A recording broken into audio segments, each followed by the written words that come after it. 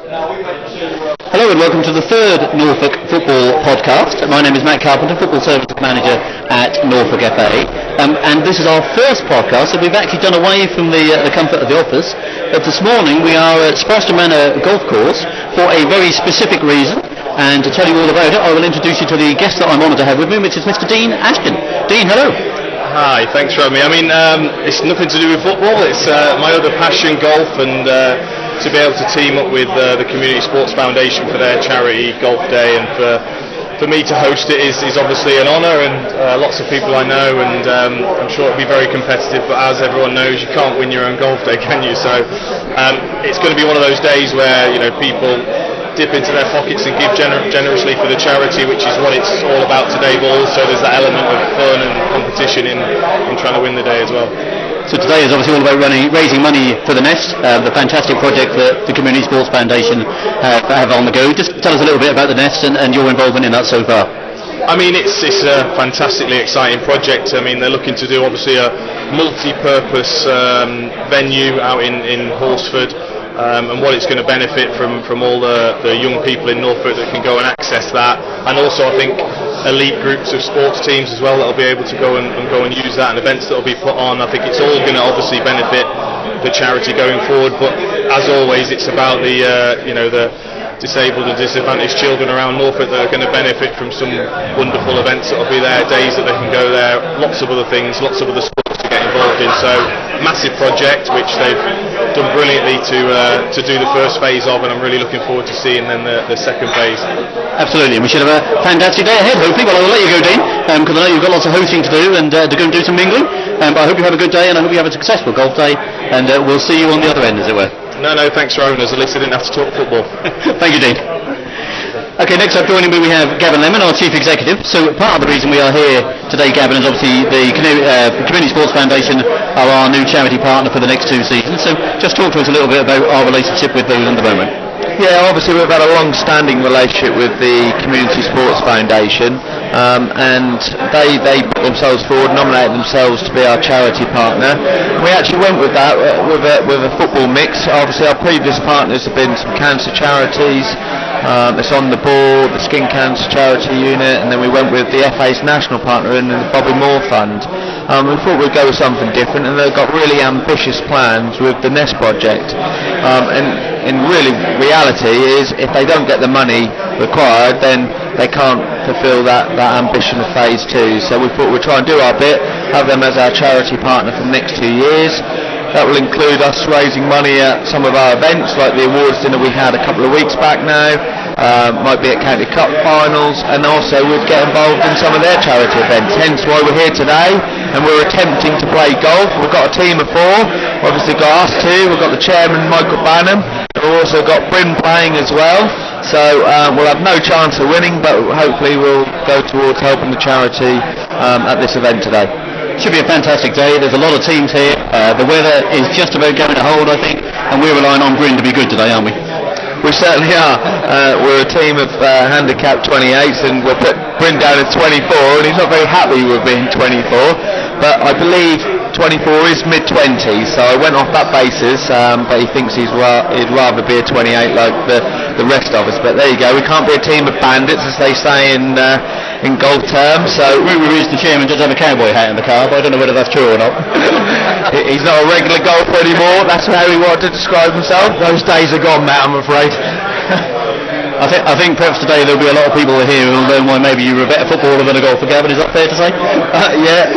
Golf is certainly not my given sport. Yeah, I certainly have no natural ability when it comes to golf. Some would argue that I have no natural ability when it comes to football, but at least I was allowed to play to my strengths there, and I haven't found any strengths in golf yet, so we will see.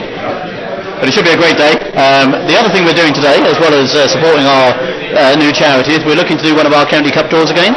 So as we know, the initiative this season is we're looking to do some of the County Cup draws in different ways. So we've done a Cup draw, a transition festival, we've done Cup draws live on the radio, and we will now come on to doing the primary Cup draw. And because we're on site today, we are able to have a couple of other guests to join us to actually assist us with the draw. So we've got Darren Bloodworth and Keith Webb, who both work as tutors on behalf of Norfolk FA and the FA. Good day, gentlemen. Thank you for joining us. Lovely. Nice to be here. Okay, so the primary cup draw, we're now going to do the second round draw. The competition is split between West and East. So Darren, if you would be so kind as to read out the ties for the West section of the draw.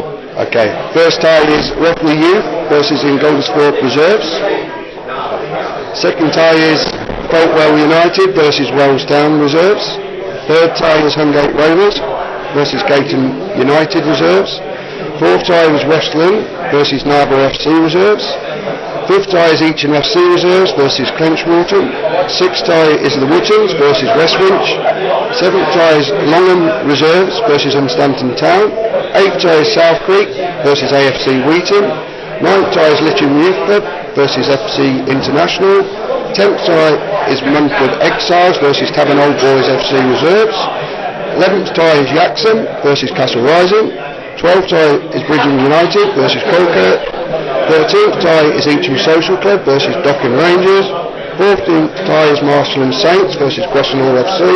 15th tie is Rockland United Reserves versus Hingham Athletic Reserves. And the last tie, and the 16th, is Castleacre Swash Reserves versus Waterton Sports and Social Club. Very professional, very smooth as well. Would you like to do that again at some point? Because that was very good. And now we've got the ties for the East section. So the pressure is on now, Keith, to follow that act. I don't think I can follow that in any shape or form. Give it your best shot, sir. Here we go. Mulbarton Wanderers FC A will play Dussendale Rovers FC Reserves.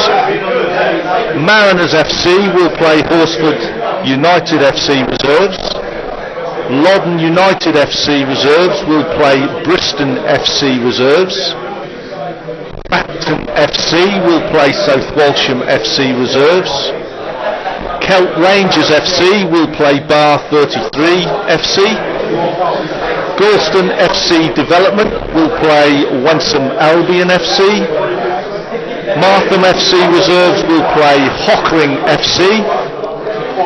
Homecare United FC will play Holt United FC Reserves. Elsham FC will play North Walsham Town FC A. Freethorpe FC Reserves will play Tackleston FC Reserves. Picklin FC Young and Old will play Belthorpe Rovers FC. The UEA FC A will play Sprowston Athletic FC Reserves. Norton Athletic FC Reserves will play Gimmingham United FC Reserves. Belton FC Reserves will play Hempnell FC Reserves. And finally AC Millrain FC Reserves will play Caister FC Development. And we do have one bye in that round as well, which is Erpingham United Reserves. And I think sadly one or two of the teams that are in that draw may have folded as well, but we'll shed some more light on that on our website, because unfortunately that's what happens at that level of football these days. Sadly it's symptomatic of the game that we do lose teams. So, but thank you very much for doing that, gentlemen. As we've already said, the main reason for being here today is to support CSF in raising funds for the Nest. Darren, I see you stood there with a Hunstanton Golf Club shirt on. Do you play regularly at all? I do. Not very well though, What are your hopes for today then? Just to get round and to take Keith with me, really, to be fair. Keith, are you a regular golfer? No. It's a handicap of 28. So I'll be happy to get round in three figures. Well, that would be good if you can do that then. So we could be competing with you guys, perhaps with the wooden spoon at the end of the day, maybe. Absolutely. Well, I hope you have a fantastic day. Not so sure on that. Well, have a fantastic day, gentlemen, and thank you very much for joining us to help us with the draw. Thank you. And thank you all for listening, and that brings to a conclusion the third Norfolk Football Podcast. Thank you.